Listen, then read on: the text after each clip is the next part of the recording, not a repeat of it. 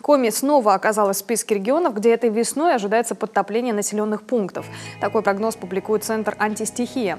Напомним, в прошлом году больше всего нареканий в плане работы с населением от МЧС получила мэрия Усинска. Там должным образом не оповестили население о высоком уровне воды и возможных последствиях.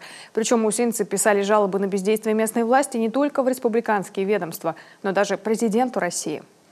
Были выявлены замечания, прежде всего связанные с тем, что заблаговременно необходимая разъяснительная работа с людьми в населенных пунктах не проводилась.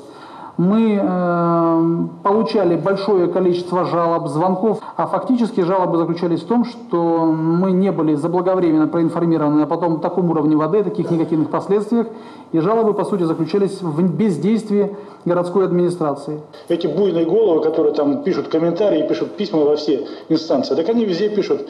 Они завтра напишут, что я младенцев ем по ночам. Более информативно к половодью готовились в Усть-Цилимском районе. Там о максимальном уровне весеннего половодья были предупреждены буквально все граждане. Оповещение началось в марте, как и формирование списков тех, кто желает эвакуироваться в случае необходимости.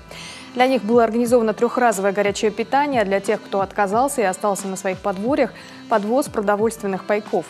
Для сравнения, в Усинском районе ничего подобного до вмешательства в ситуацию республики не наблюдалось. Так, эвакуированных из деревни Проскан и Щелябош не обеспечили всем необходимым.